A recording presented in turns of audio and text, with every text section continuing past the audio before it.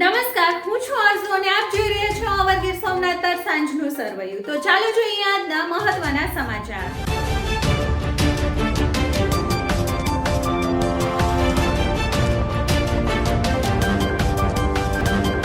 ગીર સોમનાથની જીવાદોરી સમાન હિરણ 2 અને ગીર ગઢડાનો સિંગોડા ડેમ ઓવરફ્લો. ગીર જંગલમાં ભારે વરસાદના પગલે હિરણ નદીમાં ભારે પાણીની આવક થતા 90% પાણી ભરાઈ જતા ડેમના કમાન્ડ એરિયાના 14 ગામોને એલર્ટ કરાયા. ડેમના 4 દરવાજા 2-2 ફૂટ અને 3 દરવાજા અડધો ફૂટ ખોલવામાં આવ્યા, જ્યારે સિંગોડા ડેમના 2 દરવાજા 1-1 ફૂટ ખોલવામાં આવ્યા.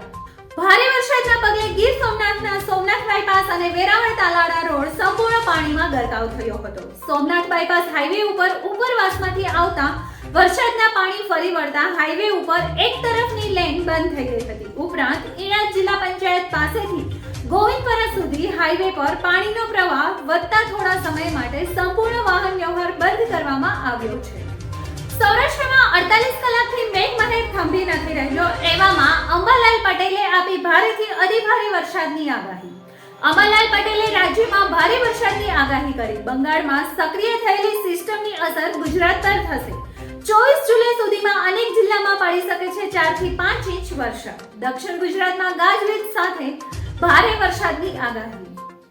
યુપીએસસીના ચેરમેન મનોજ સોનીનું રાજીનામું. કાર્યકાળ પૂરો થવાના 5 વર્ષ પહેલા જ રાજીનામું આપતા અનેક તર્ક વિતર્કો થયા બેઠા.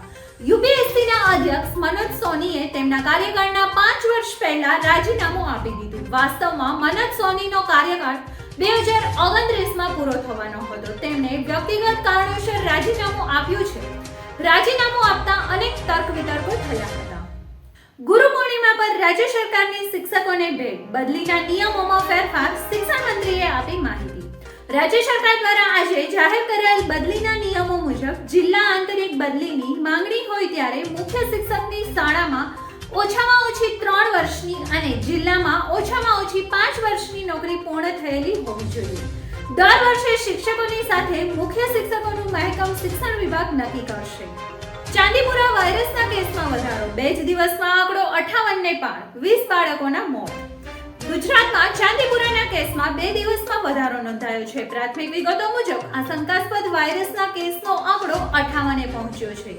આજ સાથે શંકાસ્પદ કેસમાં 20ના મૃત્યુ થયા છે. શંકાસ્પદ ચાંદીપુરા વાયરસના સેમ્પલ હવે ગાંધીનગર સ્થિત ગુજરાત જીબીઆરસીમાં ઊભી કરાઈ છે, જેને લઈ હવે ચાંદીપુરા વાયરસનું ઝડપથી નિદાન થાય અને સારવાર પણ કરી શકાય.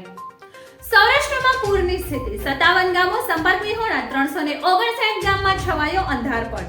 કાલથી જ સૌરાષ્ટ્રમાં મેઘરાજા મન મૂકીને વરસી રહ્યા છે, ત્યારે જૂનાગઢ શહેરમાં ધોધમાર વરસાદ, ઠેર ઠેર ભરાયા પાણી. નીચાણવાળા વિસ્તારો એલર્ટ પર, જ્યારે પોરબંદરમાં ધોધમાર વરસાદથી છાયાચોકી વિસ્તારમાં ભરાયા પાણી અને અતિભારે વરસાદથી દ્વારકા પંથક જળમગ્ન. દ્વારિકાધીશ મંદિરની નજીક ઘૂંટણભર પાણી ભરાયા. સતત વરસેલા વરસાદના પગલે જામનગર દ્વારકા રોડ પર આવેલા ખેતરો બેટમાં ફેરવાયા. રાજ્યમાં ભારે વરસાદને કારણે 5298 જગ્યાઓ પર વીજ પુરવઠો ખોરવાયો. ગુજરાતમાં એક તરફ બારે મેઘ ખાંગા, બીજી તરફ કચ્છમાં પેટ્રોલિંગ દરમિયાન ડિહાઇડ્રેશનથી 2 જવાનના મોત. કચ્છના સરહદ પર ડિહાઇડ્રેશનના કારણે 2 જવાનના મૃત્યુ થયાના સમાચાર આવતા અરેરાટી વ્યાપી ગઈ છે. મળતી માહિતી મુજબ સરહદે પેટ્રોલિંગ દરમિયાન 6 જવાનોને ડિહાઇડ્રેશનની અસર થઈ હતી, જેમાંથી 1 જવાન અને અધિકારીનું મોત થયું છે. ગુજરાતના 206 જળાશયોમાં 37%થી વધુ જળ સંગ્રહ. 16 જળાશયો સંપૂર્ણ છલકાતા હાઈ એલર્ટ. રાજ્યમાં વરસી રહેલા વરસાદના પરિણામે ગુજરાતની જીવાદોરી સમાન સરદાર સરોવર યોજનામાં જળ સંગ્રહ 55%ને પાર કરી ગયો છે. આ સિવાય રાજ્યમાં કુલ 206 જળાશયોમાં કુલ સંગ્રહ શક્તિના 37.87% જેટલો જળ સંગ્રહ નોંધાયો છે.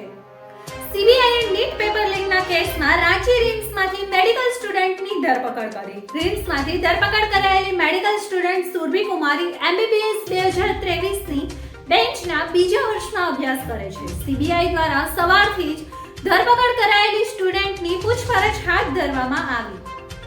ફરી મળીશું અવર ગીર સોમનાથ સાથે એક નવા એપિસોડમાં. ગીર સોમનાથ સહિત ગુજરાતભરના તમામ સમાચાર અને માહિતી માટે અત્યારે જ ફોલો કરો અવર ગીર સોમનાથને. ધન્યવાદ.